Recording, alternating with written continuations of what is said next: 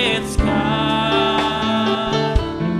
God's faithful witnesses declare that the coming of the Savior draweth nigh. Tayo tumayo.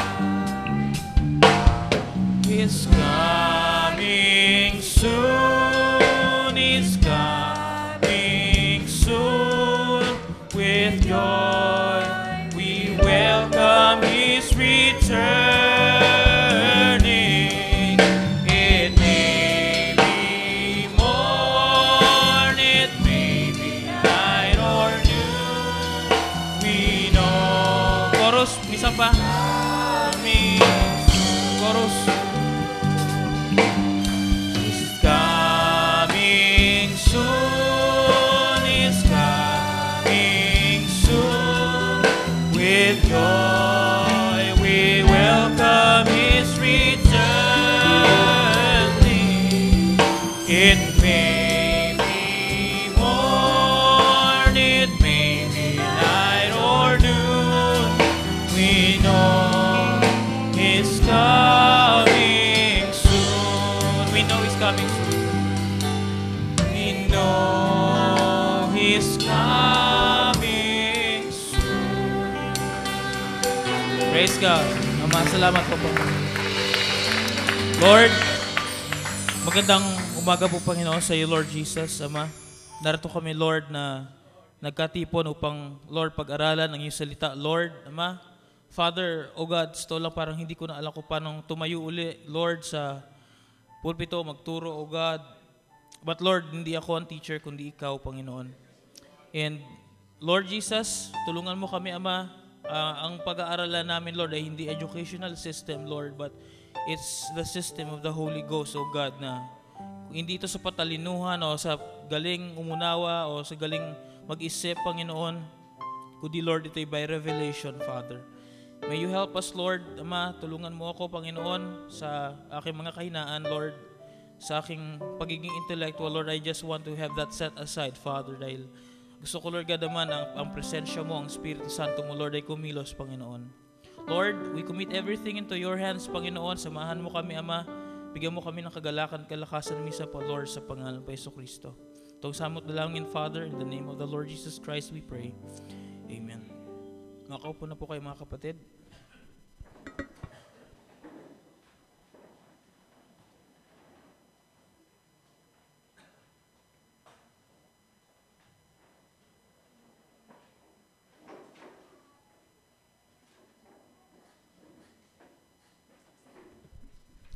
Praise God. Pasensya na, medyo may mga pagbabago. Banda po dyan, nakikita nyo ho ba ito dito? Sa banda po doon. Okay lang o? Nakikita nyo? Okay. Now po, kaya meron tayong ganito, kasi palagay ko mas maganda yun, lalo sa mga nagtuturo, mga kapatid na may illustrate.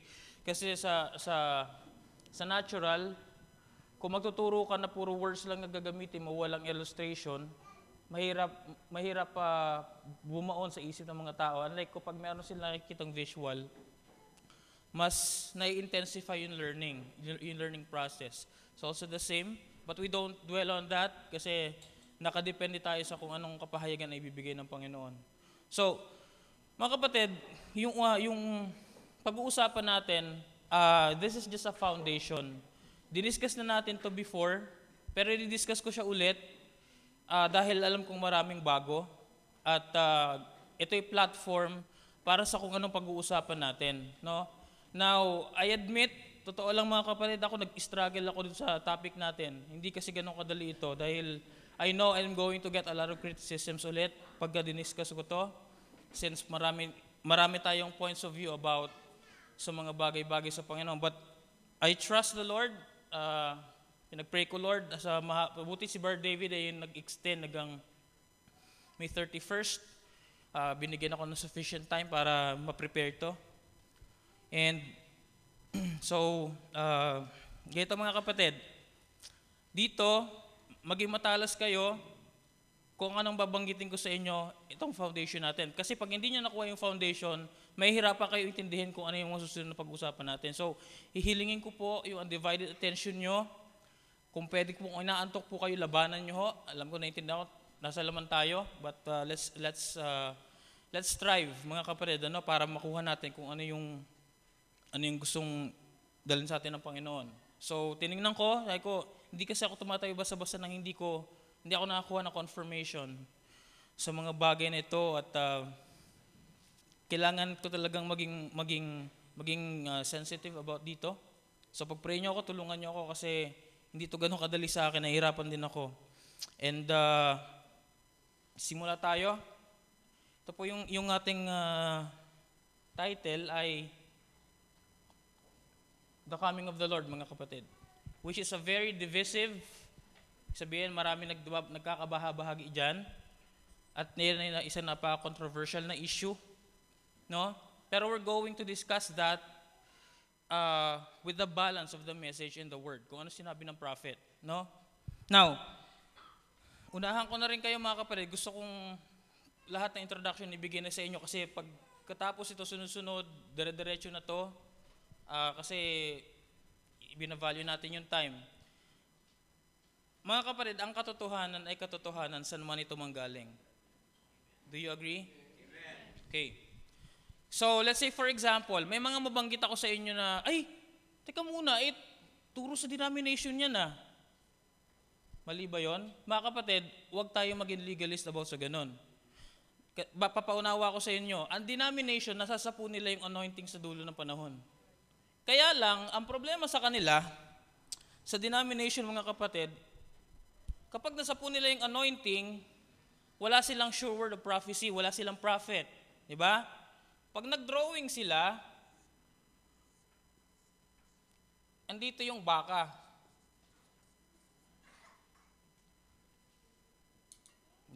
Yan. Ito yung drawing nila mga kapatid. Pag pinaint nila yung mga bagay-bagay, gamit kung ano yung nakukuha ng inspirasyon, pag pinaint nila, sablay.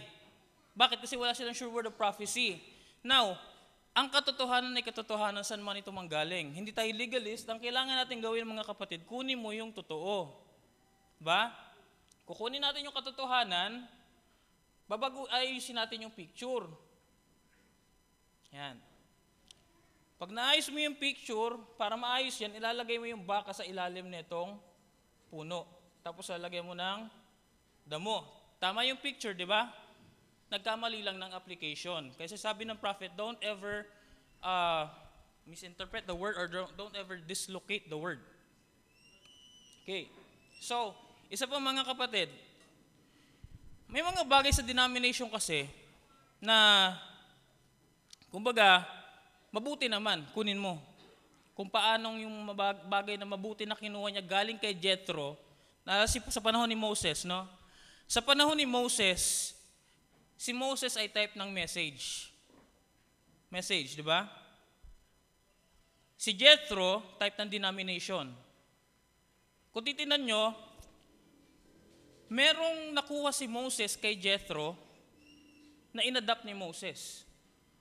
Ngayon, tatanungin ko kayo mga kapatid, yun bang inadapt ni Moses kay Jethro tungkol doon sa pagbiminister? Yun ba ay inadapt ni Moses at pinagpala ba ng Panginoon? Certainly. Yes, sir. From a denomination? Yes. Kailangan lang magitama ang puso mo. No, not necessarily because that's from denomination, mali na lahat yan. No, sir. Hindi sila ang totoo, pero meron sa kanilang katotohanan na kailangan mong kunin. Kunin mo yung katotohanan, tapo mo yan, itama mo yung picture, tama mo yung drawing. Okay. Pangatlo, sa panahon ni Elisha, mga kapatid, wala na si Elijah. And we know who is the Elisha right now, right?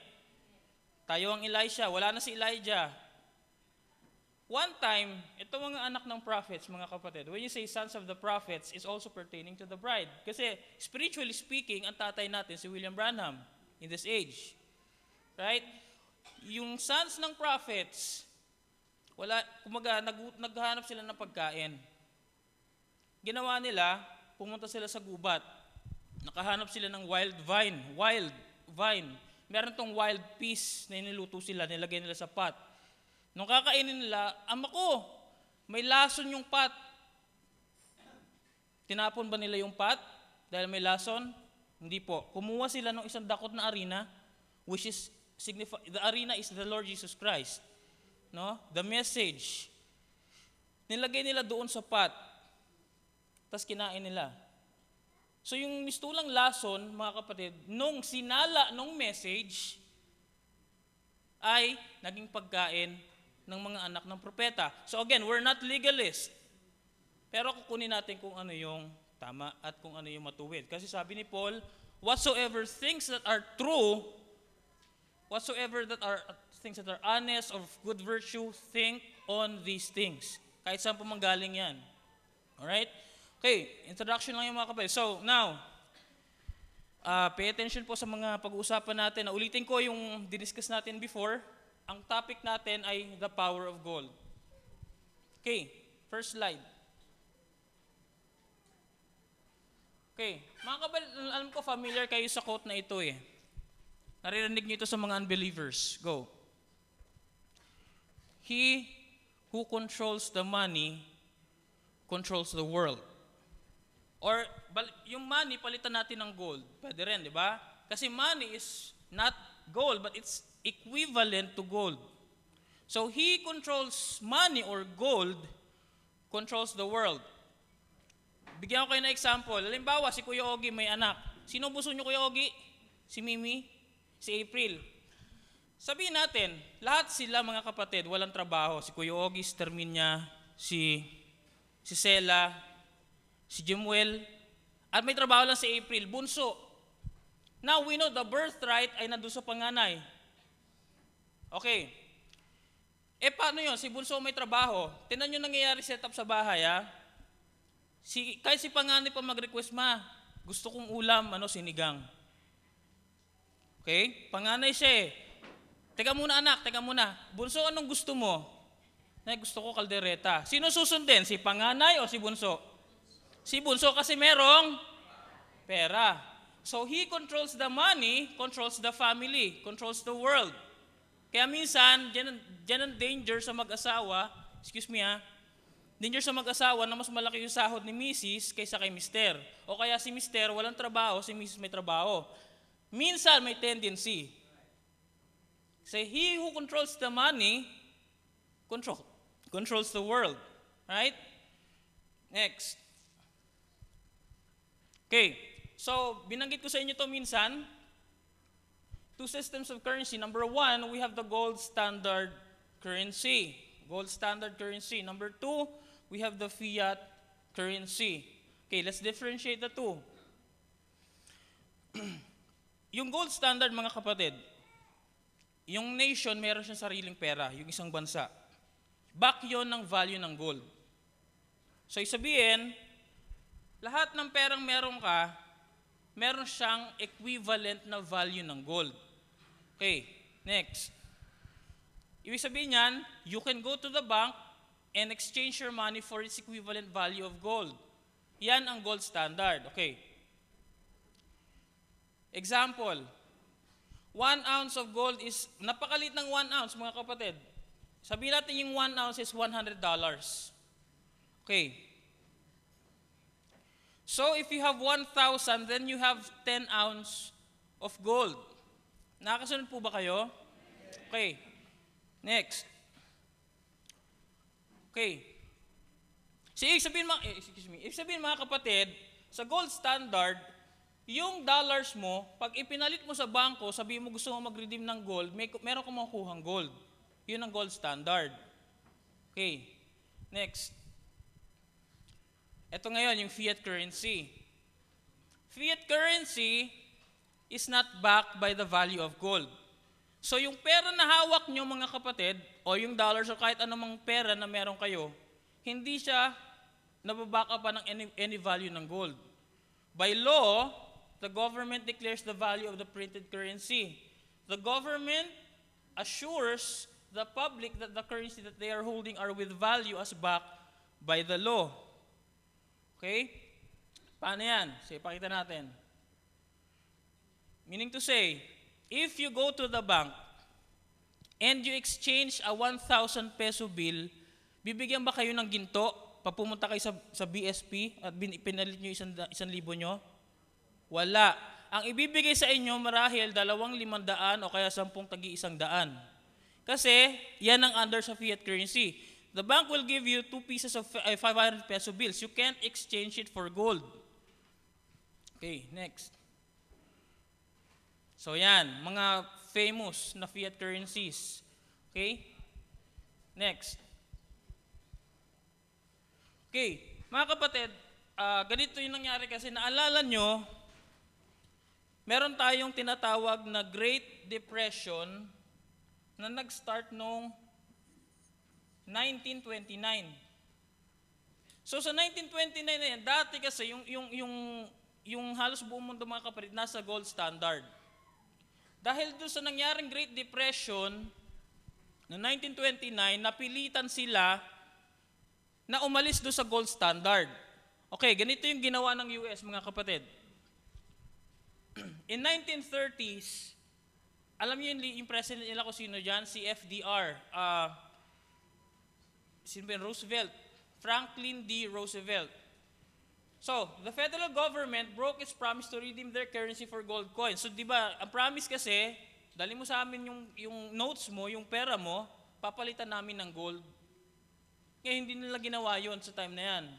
Franklin D. Roosevelt ordered that the private ownership and use of gold coins be outlawed. Nagkaroon sila ng batas, lahat ng gold nyo, isurrender nyo sa Federal Reserve. Yan, pag surrender nila mga kapatid, kasi pag nahulihan ka nun, pwede kang makulong. Pag nag-iingat ka pa nung yung bullion, yung alam niyo yung bareta na ganyan, yung bara ng ginto na ganyan, huli ka, ikukulong ka.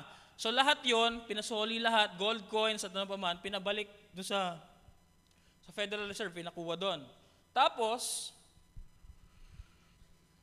okay, then the government ordered the people to turn their gold to Federal Reserve, a private entity that prints dollars. Ano ba ang Federal Reserve mga kapatid? Federal Reserve is what we call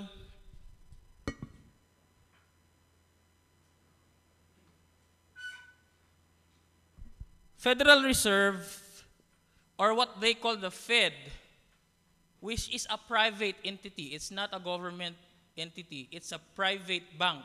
It is what we call central bank. Sa US to mga kapatid kasi kaya dati dinidiscuss sa US kasi may worldwide effect yan kung ano yung nangyayari sa dollars. Okay. Now, pag surrender lahat ng mga ginto, kung ilan yung value ng ginto na ando doon, yun lang ang pera na dapat nilang i-print. Halimbawa, meron lang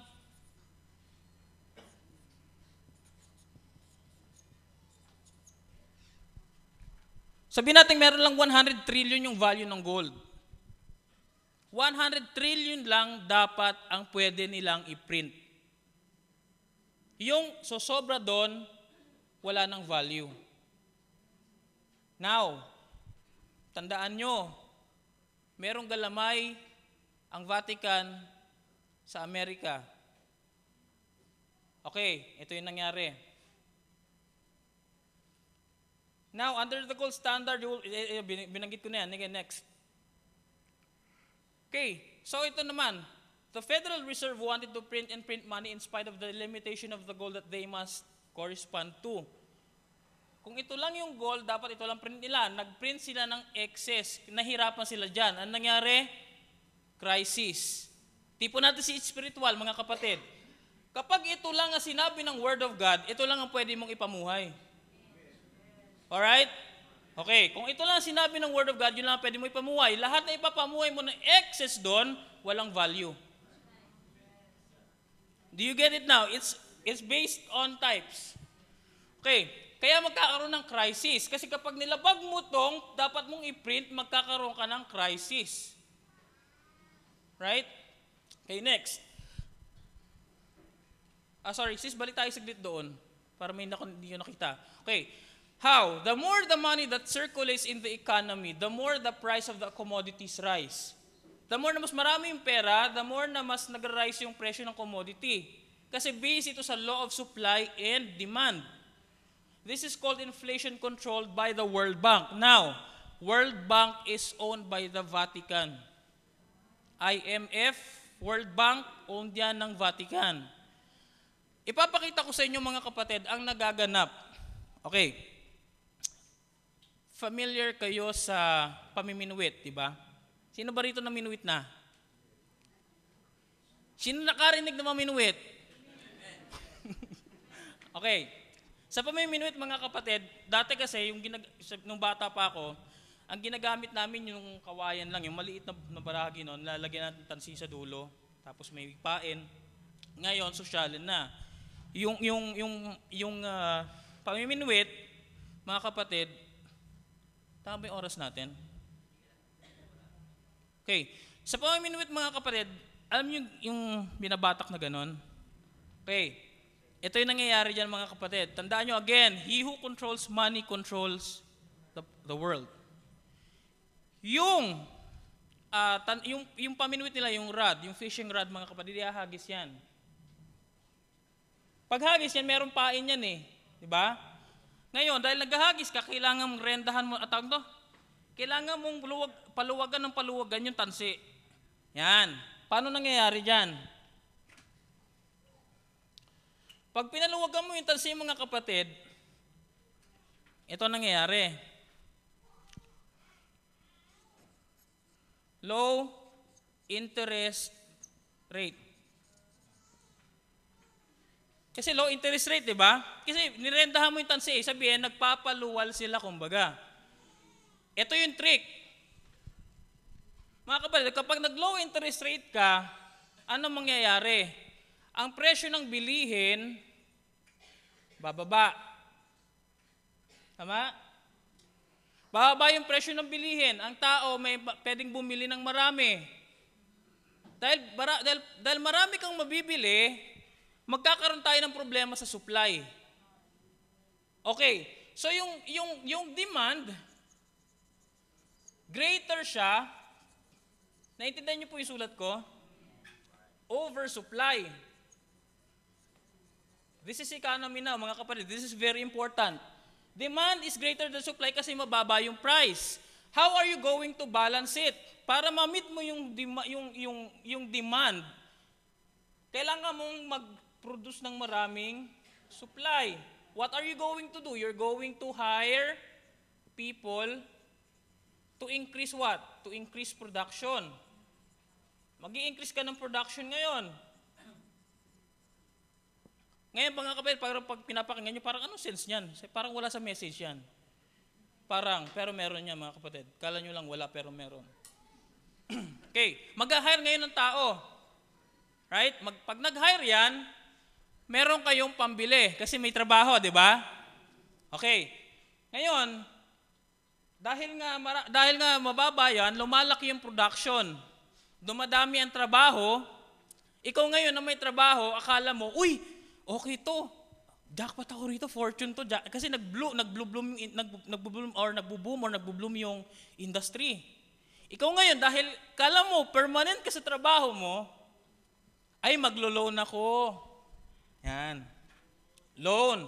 Maglo-loan ka ng kotse o kaya ng bahay. Maglo-loan ka niyan. Diba? Maglo-loan ka eh. When you say loan, meron kang amortization binabayaran kada buwan. Right? Kasi kala mo, you're living the dream that you want, di ba? So, ngayon, dahil ito na, parang naging complacent, ano ba yun sa Tagalog na naging complacent? Parang nahirati or ano ba tawag yan? Parang nasanay ka na sa ganung lifestyle na, ay, okay to, pinagpapala ni Lord, grabe ito, okay to, power! Now, dahil nasanay ka na doon, hindi mo alam mga kapatid, one of these days, tandaan nyo ang sinabi ng prophet, one of these days, your jobs will fail. Your health will fail, and everything else will fail, except the Word of God. Amen. Now, kumagat na yung tao sa payan, di ba? Bumaba na lahat. Ito nga yung susunod na mangyayari. Hihilain nila yung tansi, paunti-unti. Gets? Paghila nila ng tansi mga kapatid, saglit lang ha.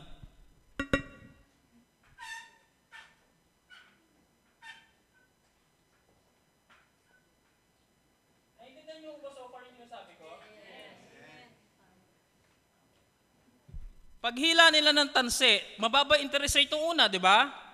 Magkakaroon ka ng higher interest rate. Okay. Pag nagkaroon ka ng higher interest rate, tataas yung presyo ng produkto. Mataas ang presyo ng produkto, konti ang demand. Konti ang demand, konti rin dapat ang supply. Paano yun? Bawas muna tayo ng production ngayon na medyo magle-lay off tayo. Magle-lay off tayo. Pag nag-lay off, paano yun? May binabayaran kang bahay, kumuha ka sa Pag-ibig, 30 years. May kinuha kang kotse o kaya motor, may binabayaran ka, ano mangyayari sa'yo? Nakikita niyo mga kapatid kung ano yung inaasahan natin? Okay, ganun ang mangyayari mga kapatid. At ito yan, bibigyan ko kayo ng trend. Makikita nyo na magkakaroon ng collapse. Lahat yan bababa all of a sudden for this. Di ba may graph? Let's say mga 2014. All of a sudden makikita nyo pagdating ng 2015, unti-unting tumataas yan mga kapatid. Bam! Collapse. I'm not saying na ngayon yan, kasi ina-apply ko to sa ibang panahon, sa ibang mga nakaraan. Ganon ang pattern, ganon ang trend. Diba? Kasi hinila nila pabalik Pagbalik nun, ano mangyayari doon sa mga tao? Maraming mawawalan ng trabaho. Maraming pamilya magugutom. Pag maraming pamilya nagutom, magagalit ang tao sa gobyerno. Pag ang gobyerno hindi natugunan yung pangangailangan ng tao, magkakaroon ng tinatawag nating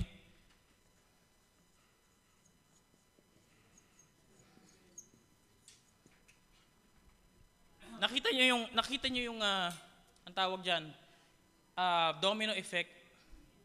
Yan ang ginagawa nila mga kapatid. Dahil doon sa word na yun. Okay, next. Now, the US was on gold standard until Nixon became the President of the United States, 1969 to 1974. Tapos, in 1971, he declared that the gold standard will be abandoned.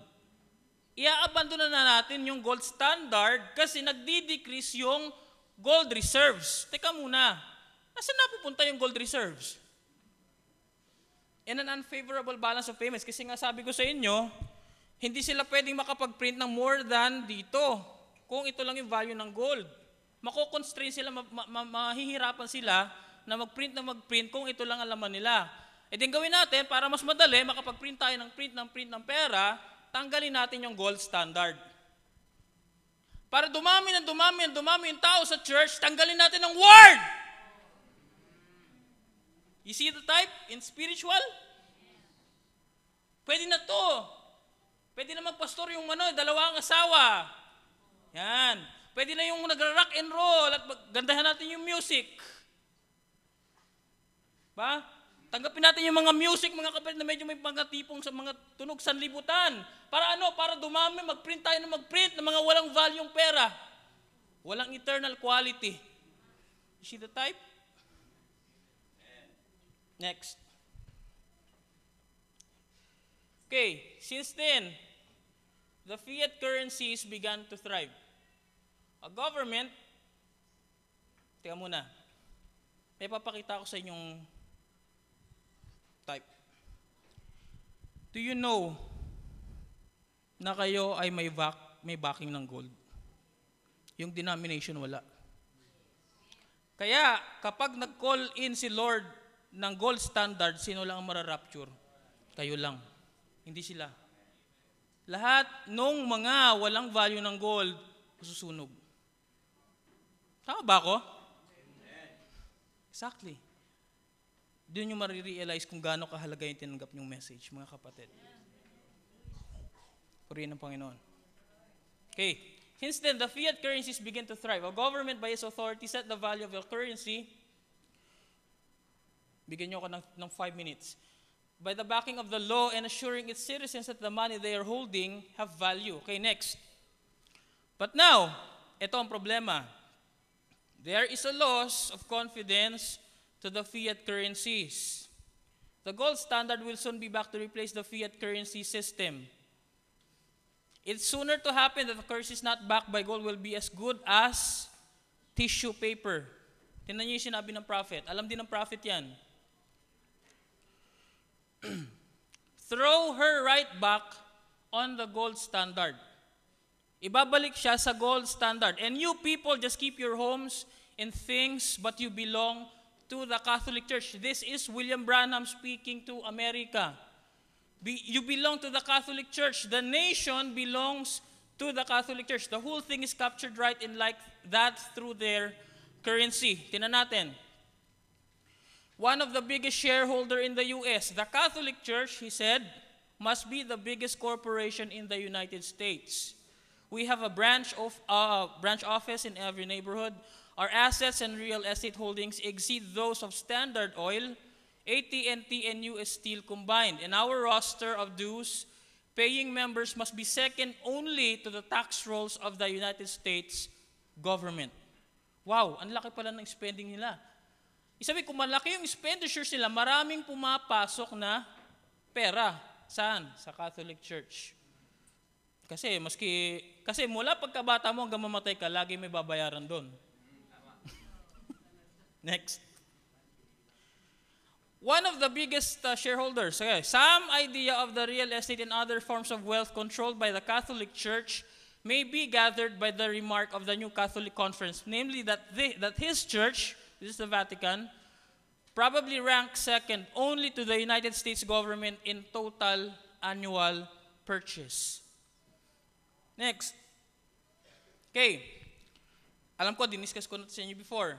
If America is now owned by the Roman Catholic Church, then the U.S. officials, the agency directors, and the three branches of government must be owned and directed by the Catholic.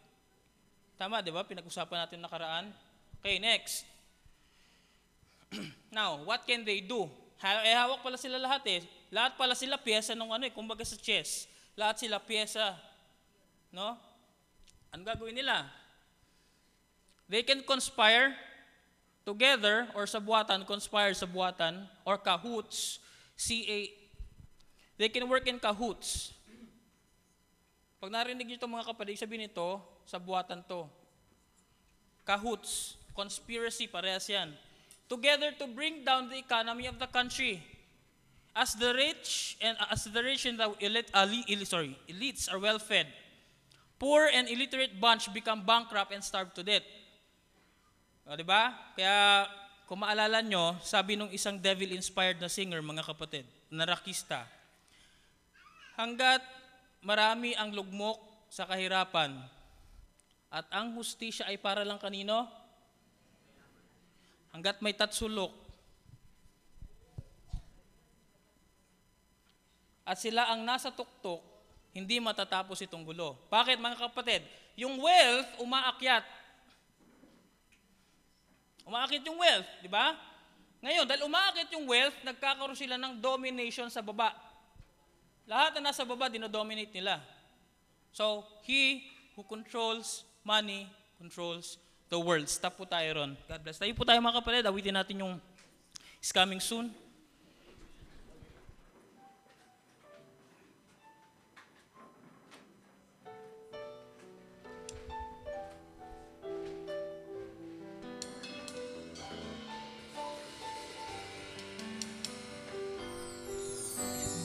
Coming soon, He's coming soon.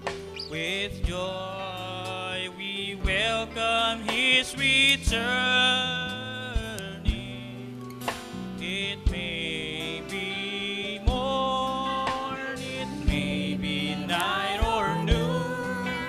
We know He's coming. Minsan pa?